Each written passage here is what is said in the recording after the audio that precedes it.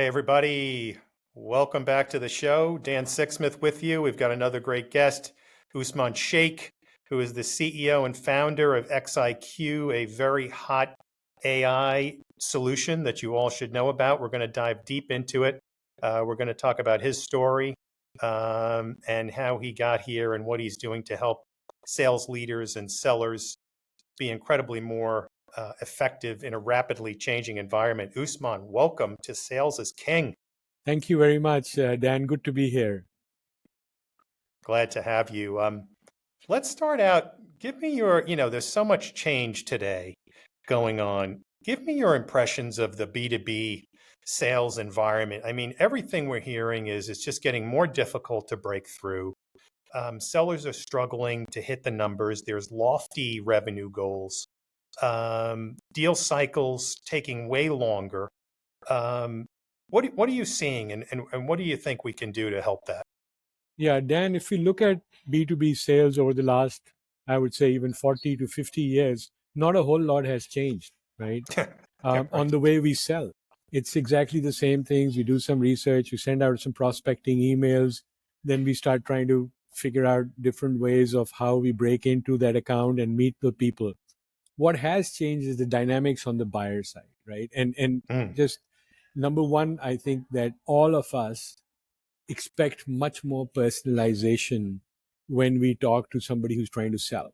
And the number one thing in that is because in our so called civilian lives, when we're away from our business world, we get a lot of personalization to the fact that when you turn on your television switch, the television on, there are lots of recommendations on what you should see based on your preferences, on your personality, on your behavior. Also, when you call up restaurants to order out, they know your order, they know your preferences. So there's a lot of personalization going on in our day-to-day lives. Yet when we transition into B2B, it's the same old conversations we're having, people trying to ask questions to get to know you better. However, the buyer's expectation has changed. They expect that you should know who they are before you pick up the phone to call them, right? So that's number one. And and two, for the seller, there's a lot of advantage. There's a lot of information out there. We're now living in a socially diverse digital age where there are people putting out anywhere from TikToks to Instagrams to LinkedIn to X, Facebook. You've got a lot of information of people that they're voluntarily putting it out, primarily for the fact that other people can pick it up and personalize an approach to me, right? So that's a big outside of that, outside impact of that.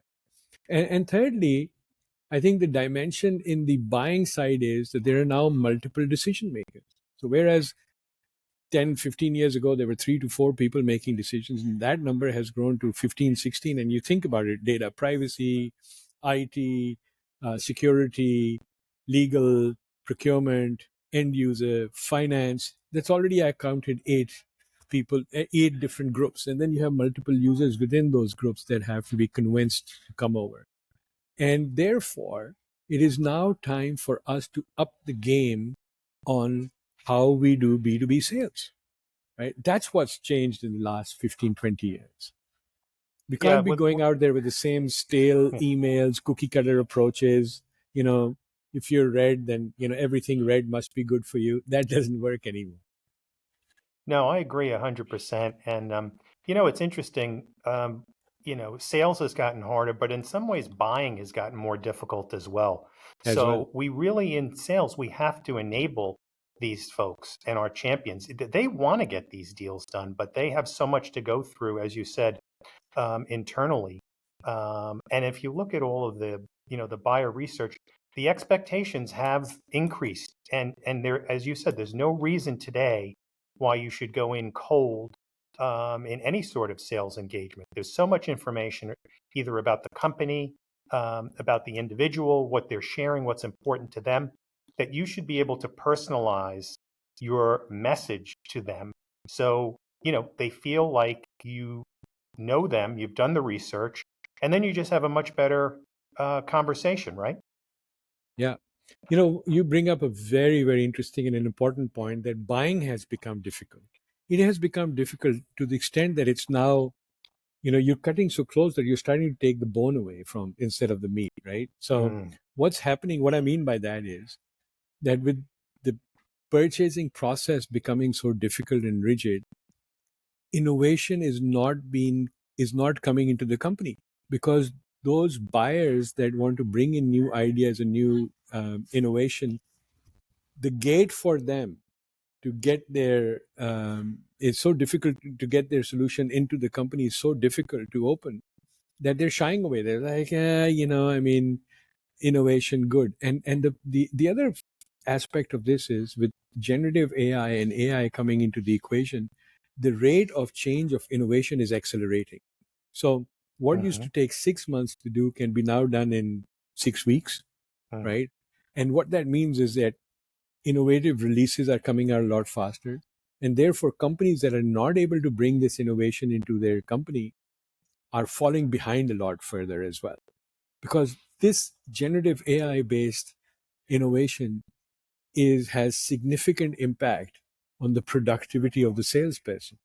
mm, McKinsey predicts that in a few years, generative AI's impact is going to be $1.4 trillion in incremental sales productivity per year.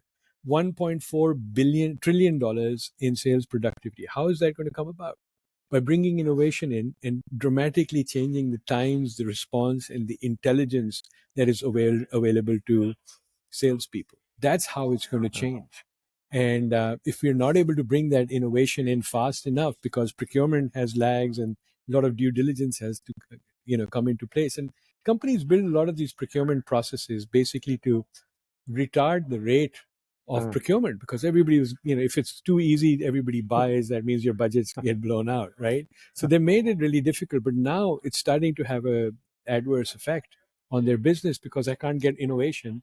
And those guys that were the big thinkers that wanted to change, the organization, wanted to bring new ideas in, cannot execute because the barriers to entry are very, very high now, right? So the buyer side is, mhm, you're absolutely right, has mm. to be addressed. And I'm a big advocate on how we should be streamlining the procurement processes, because it's going to adversely impact my company's ability to compete. Yeah, such a great point too. Is innovation being stunted? People throwing up their hands now and saying, I'm not even going to pursue this right now because it's just taking me. By the time I get this solution, it'll be too Yeah, late. yeah, We'll be on to something else that we're going to need. yeah. Um, I want to get back to this, but let's talk about you for a little bit. I love going into the story and the history. Take me all the way back. So as a kid, what did you want to be when you grew up? And did that in any way shape how you got here? Yeah, so I have the interesting, and I have a lot of um, affinity for humanities, but I'm Hmm. also good at math Hmm. and the science side of things. So I was growing up, and I was like, what would be a good blend of both the artistic side, the design side, and math? And so I chose Hmm. architecture as my first profession. Oh, wow. And how I grew up, I went to University of Michigan to study architecture, Hmm. and I studied architecture. I came out and actually practiced architecture for a number of years at the Hmm. start of my career. But I got a little bit frustrated with that, because a building, from design to creation, the life cycle is pretty long. So what you Hmm. were doing on paper at that time, now you can do on digital screens. Um, but it took years before you could actually see what you had designed become a product, Yeah. right? And Hmm.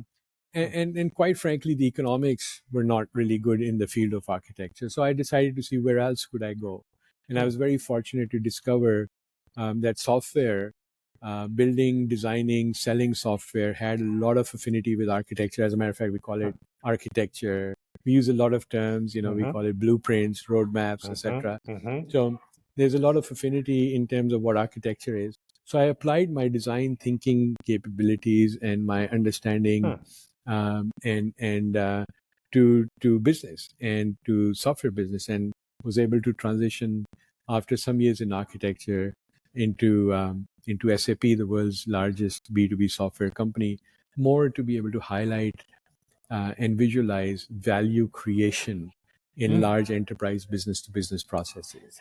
So there's a lot of the same vocabulary, same concepts, but applied to a different Hmm. domain that Yeah, I was that's able to very transition. interesting. I always Yeah. love to see how folks start off. That's really, really exciting. And then so SAP, you spent a number of years there. Talk about that trajectory and some of your roles and some of the great experiences that would eventually lead you to today. Yeah. So I'm really grateful to SAP. It's one of the most formative Mm, career path moves that I ever made, and it really shaped who I am. So first of all, I had a global canvas to paint on. I could go anywhere with them.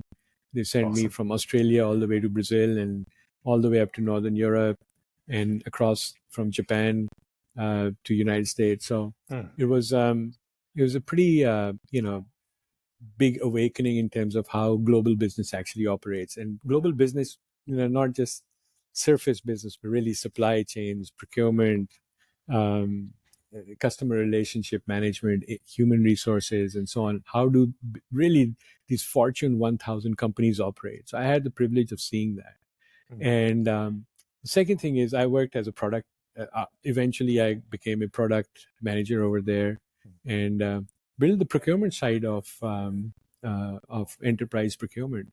Um, Worked on that, and eventually, I decided that having experienced firsthand some of the best B2B salespeople in operation, my motivation again, my designer thinking, my innovation hat on, it's like, how can I make this better? How, only less than 5% of the top sales makers have a formula that they work. The rest of them are all struggling. They're, mm.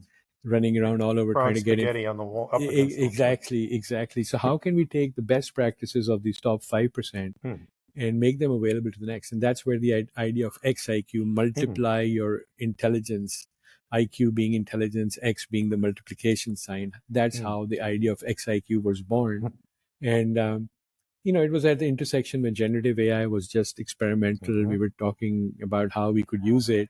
And we were mhm, one of the first companies to use generative AI mm, to be able to start using public data to predict personality and behavior types of mm, prospective buyers and bring that in.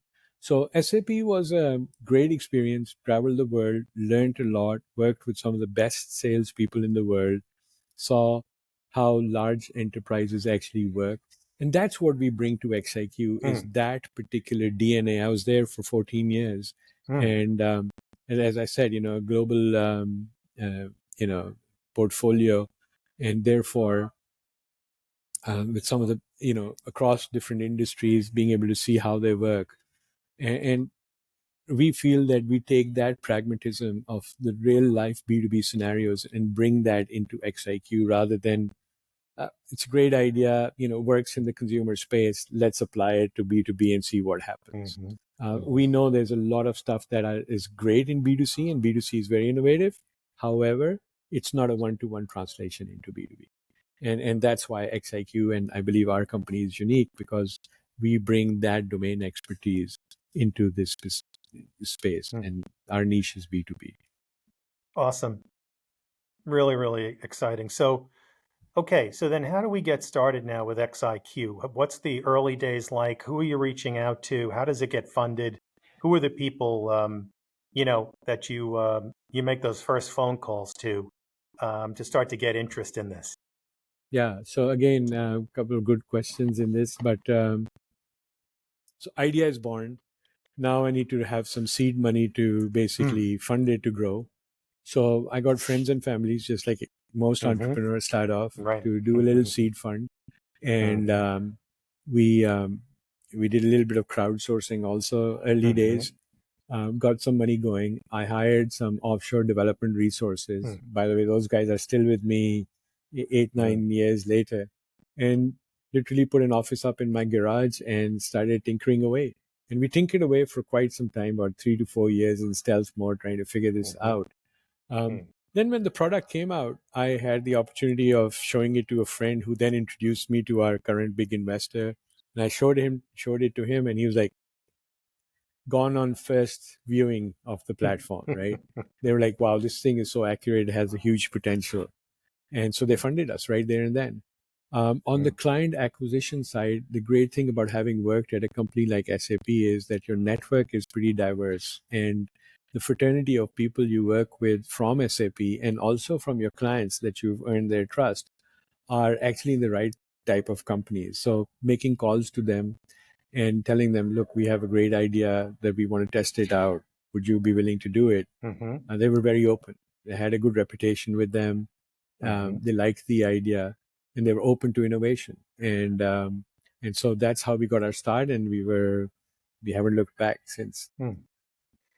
No, it's incredible. I think one of the great things about this, you know, this big wave that's coming now and this whole shift in AI is that so many people are A, curious, B, worried that they're going to miss the boat somewhere. So, I think there's a lot of openness, to looking at new stuff, because the leaders are realizing they got to do things differently and they have to embrace some of the new technologies.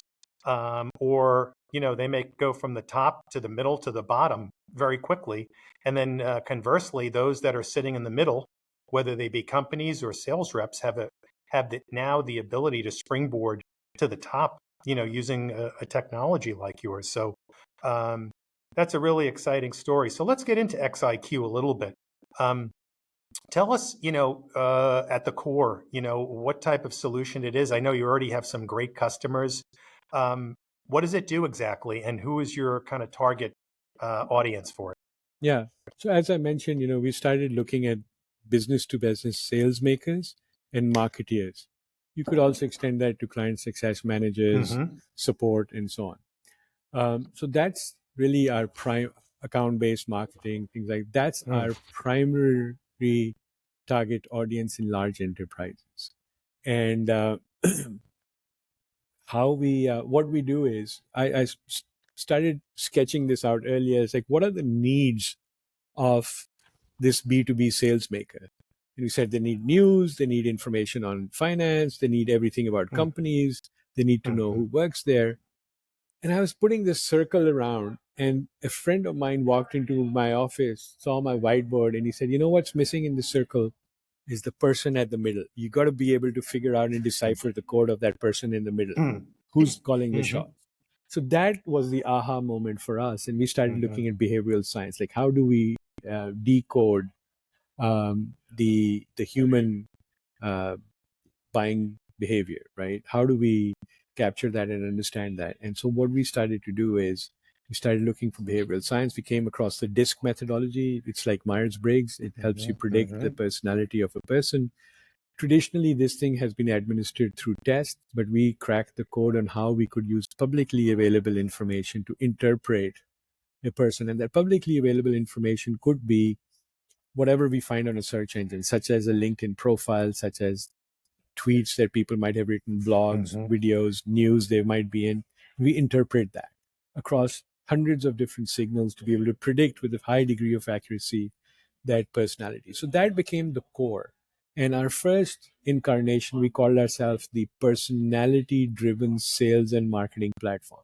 And Mm. that was a good use of generative AI, which was trained on a model around disk and was using these public Mm-hmm. digital signatures, feeding it into this model, and out comes a personality. And from that derivative, we started building that into every aspect of the touch points you have along the funnel, right? From demand generation, when you're early stage and you want to write highly more personalized emails that will resonate from a subject line, from the way they're written, and from the content. How do you do that to get interest at the top of the funnel where there's a lot of people? And so our engine allows you to upload a list, breaks them down into different personality. And then when you write one copy of email, it further multiplies that into 4 different personality type copies that you can then use, edit, and then use with those.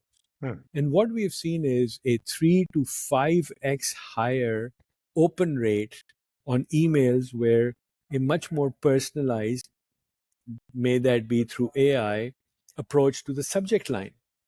We have seen a 48% increase in click through rates Mm. when they have opened that email and they've started reading this text, which is augmented by AI. So that's an important aspect as well, the augmentation, because at the end of the day, the salesperson is the one who's going to actually decide what goes Mhm. out. But it takes you through that proverbial writer's block that salespeople have when they're trying to research and put together things and find out who they're writing to, what tone they need to adopt, what is the factually important information that they should surface, what parts of their product should they surface in front of this person, right? Because Mm. if I don't know what is the personal motivation, for example, of an individual, or what is their career path opportunities which will help them grow, I might be positioning the wrong solution in the wrong manner in front of this person. So one of the things that our Mm. platform allows us to do is that we can intersect on people's personal growth trajectories and then map our solutions value proposition to address that individual, like what's in it for you. This is a Mhm. big game changer. And this is something that AI allows us to do. So we are able to use AI in this particular case and XIQ to help build and cement relationships with your prospects and your clients. Because every time you respond to them, it's a well thought out, well articulated response. Mm. XIQ then continues a little further down the roadmap. And now we have information on companies. We have the ability to decipher the human thinking code, and we derivatives start coming together very quickly. We introduced a large language model on this, Mm. and we can now write highly personalized emails. We can put together account plans. I can simply ask XIQ's chatbot, who's named Gilroy, a question, Mm. and it's much more conversational than think about having to go and research Google and websites and news stories and so on. That's kind of, it's fragmented, it's Mhm. fractured, it's broken. That process is broken, and that's your most time consuming process and most important process, I would say, in today's selling environment where people expect personalization. Mm. Not at a personal level that, hey, I know you like the Mariners or the 49ers Right. or the Giants or whatever. It's not that. Those things are relatively insignificant. Mhm. It's how I speak to you, the tone I adopt, what kind of words should I be using? What should I be positioning in front of you? Right? The that's where the magic has to come through, right?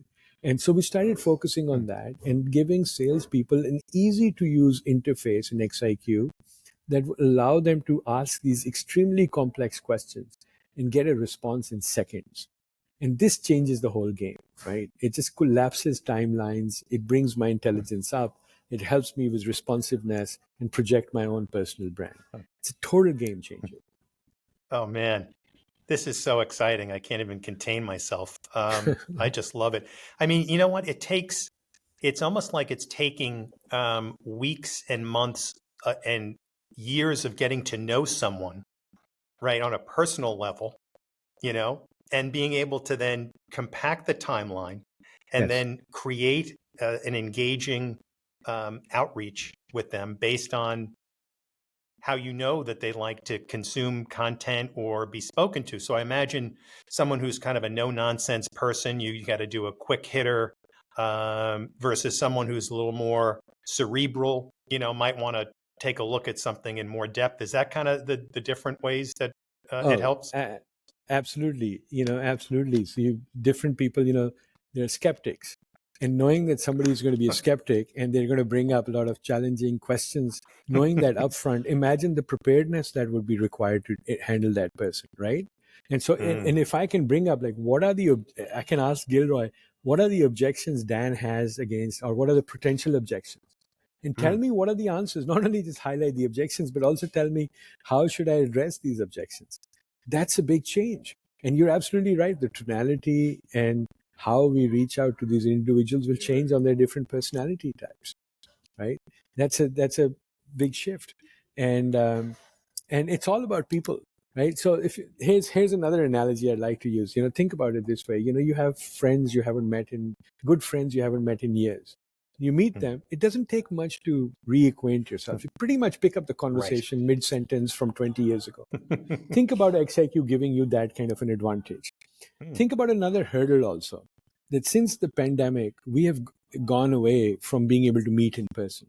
Buyers don't like to meet sellers. They like to meet partners that can help them advance their Mhm. game, right? Mhm. So That's that's right. number one. Number two, they just don't like to meet people that much. They're doing a lot of online research. They're pretty well aware of what's happening in the market. So getting all this information upfront is like helping you jump that time cycle of getting to know them as friends and be able to pick up that sentence, that mid sentence, and have that acquaintance and that credibility and the trust factor already built into the first few sentences because of certain things you utter that say, okay, this guy has done his research, right? That's why he's coming. And therefore, and they know my domain, they know my business, they know they know me, and they know what's happening in the industry. If I can streamline that and help a salesperson get boosted up with that information, they have a significant competitive advantage, both in terms of the information they have, how they engage the customer, and time. Exactly. Collapsing that timeline is hugely important, right? So, Yeah, I mean, and just think about the differentiation that it brings, right? Because buyers are all of us, right? We're just looking to hit the delete on all of this sameness that's out there. But if something comes across thoughtful, researched, engaging, hitting the mark, you're going to stand out, right? Not only getting someone's attention as a prospect, but as you move them through the cycle, you continue to engage in a way that they appreciate and resonate with versus someone else that might be just doing it, just the way they feel like they want to do it. So I think it's amazing. So tell us, so far you're out there, you've got a number of customers, big customers. Um, how is that all going, and what's the goals going forward here for you? yeah. So it's going really well. Thanks to ChatGPT, generative AI Hmm. became a household name. Hmm. And early skepticism around AI was that it's going to replace the job of the That's right. salesperson. And there was a lot of fear, uncertainty, doubt that was created around AI's role in sales, which is not true. Those are people that are just trying to protect old turf with old ideas and not allowing innovation to come into businesses. Um, generative Chat GPT was a big turning moment, watershed moment for us. It really brought Hmm. generative AI and the whole concept into everybody's understanding, so they can now see what the potential are. And then when they see XIQ as a very curated and targeted solution towards B2B, a niche solution towards B2B, um, they can understand it a lot easier than Hmm. it was about 2 years ago. So that's Hmm. been a good thing. Hmm. Um, the other thing you mentioned was that there's a kind of mad rush not to be left out of the AI race. I think that's good for us as well. Yeah. Oh, yeah. We're market leaders. And so our plans right now is to focus on our clients getting value created, because we feel that at the end of the day, what's going to distinguish us from hundreds of other solutions that want to be is the ability to have demonstrable results. And that's what's going to drive the valuation of the company Hmm. for any future part, right? And therefore, that's our number one focus, which is deliver value through the use of our technology. That's where we are at this stage. Yeah. No, it's awesome. Really exciting. So, how do like if you're a buyer out there, how do you distinguish you know, an AI solution that really has some substance behind it? Because there's so many out there, right? And talking to some of my money friends, they're saying that they get like a 1 out of 10 hit, ratio on some of these AI companies they're funding. What should people be looking for when they're looking into AI solutions that show that they're more legitimate and have staying power? Yeah. So I'll speak to the B2B buyer Hmm. um, Yeah. needs and what they. So B2B buyer needs are very specific. We have to respond to RFPs, RFIs. We have to Mm. put content out. We're not, B2B sales is not through banner ads. It's not click throughs through Mm. banner ads or search engine optimization. When you're doing a multi-million dollar purchase, there's a lot of other research that takes place, right? So Mm. buyers selecting an AI to support them have to take it into the B2B, into the dark, deep waters of B2B. It's very different, and Hmm. see if it floats or not. So take it into your use case Yeah. and do it. Second thing, be open to the idea that because it's generative AI, it can do a lot of huge computational algorithms very, very quickly, it gives you certain advantages. It gives you the ability to jump a few steps that you currently do, and Mm-hmm. therefore your process can potentially be accelerated. So be open to that, right? Mm-hmm. Thirdly, don't be intimidated by the change management aspect of this, because a good solution should be very intuitive for people to be able to pick up and use, right? And so people shy away from that as well, that, oh, it's a headache, I'll have to move it around. Well, a good solution should be one that propagates itself and is very easy. And today, one thing that we've learned from business to consumer is what user experiences should be like. It's got to be entertaining. At the same time, Right. it's got to be rich with information, but presented in a manner that's very friendly for me to consume, right? So that's what B2B buyers should be looking for: is, does it meet my use case? Can it go deep in and find the information that I'm looking for? What are the huge advantages that these technologies can offer? And how I should redesign my process with AI in mind. Hmm. No, those are awesome, Usman. Who's the main buyer for XIQ? Who typically is signing off? Are these the CROs, MOs Yeah. generally, or? So it's kind of very interesting, because if we look at how we started off, our main buyer was a CMO. And Mm-hmm. what we've seen is, over the last couple of years, the pendulum has swung. We still have CMOs buying XIQ, but the larger volume is the sales side of the equation. Hmm. It's really propagating. And it's been a win win for both marketeers and sellers, because when marketeers have brought in XIQ, it has helped them build certain amount of credibility with their sales colleagues. Credibility that I would say they really need, right, as well. Yeah. And Oh yeah. sales and marketing have to be able to work together, and credibility is the glue that brings them together. So XIQ helped the marketing people gain credibility by presenting a next generation easy to use solution that salespeople could actually get value out of. It's not a CRM tool where you manage your pipeline. It's a Mm-hmm. sales engagement and enablement tool which actually helps you sell. Big difference, right?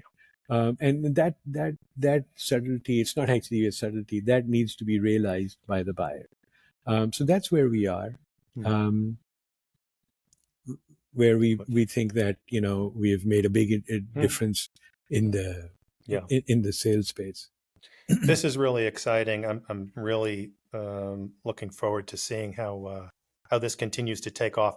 Let's ask a couple of more personal questions. Sure. In your journey, anybody, mentors or folks that you look back to that said, "Gosh, I'm really glad I met that person and they helped me along the way," either early days or closer to now? Yeah, so a couple of people. So in my early days, I would say I was very fortunate to go to a school where the teachers really mattered. So Mm. there's a lot of things that I use today, many, many years, decades later, that I learned from my high school teachers. Famous sayings, behavioral traits, and so on.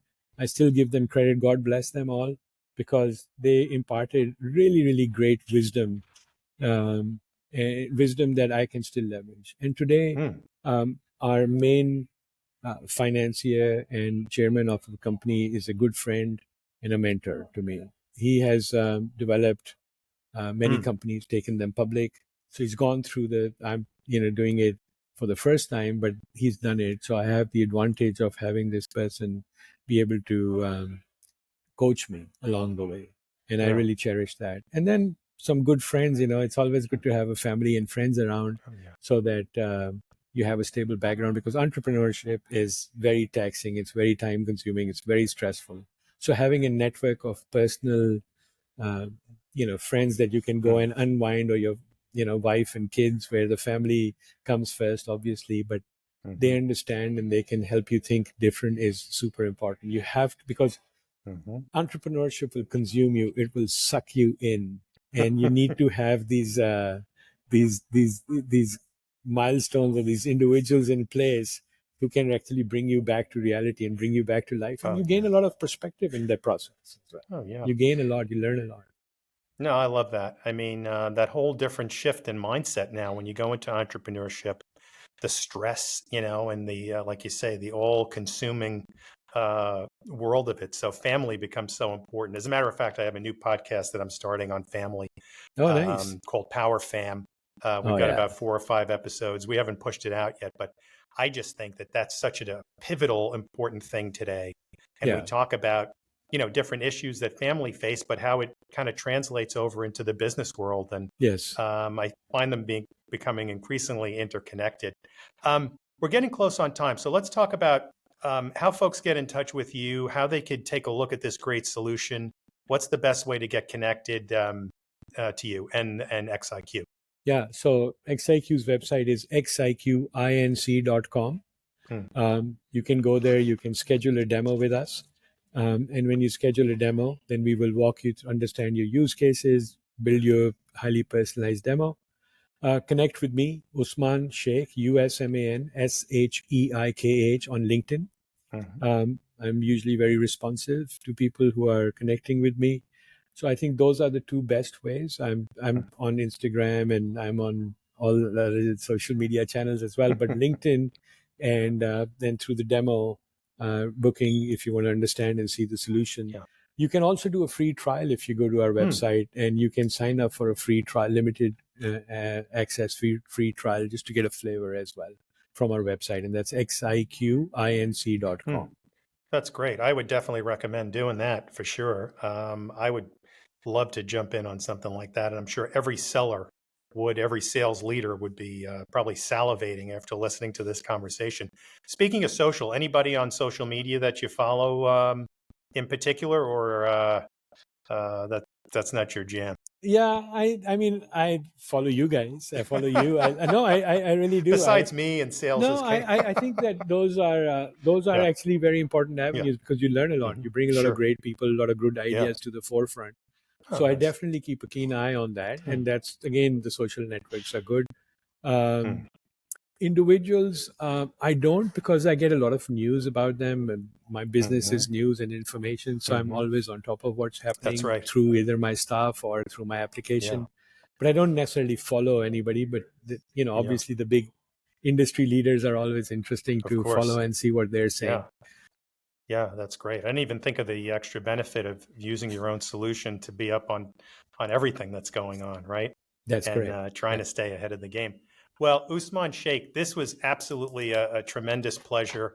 I am so excited for XIQ. I wish you nothing but the best. We'll have you back a little bit down the road so you can tell us how you're setting the world on fire and disrupting the sales engagement space. Looking so forward to it. And thank you so much again for coming on. Thank you, Dan. Appreciate that.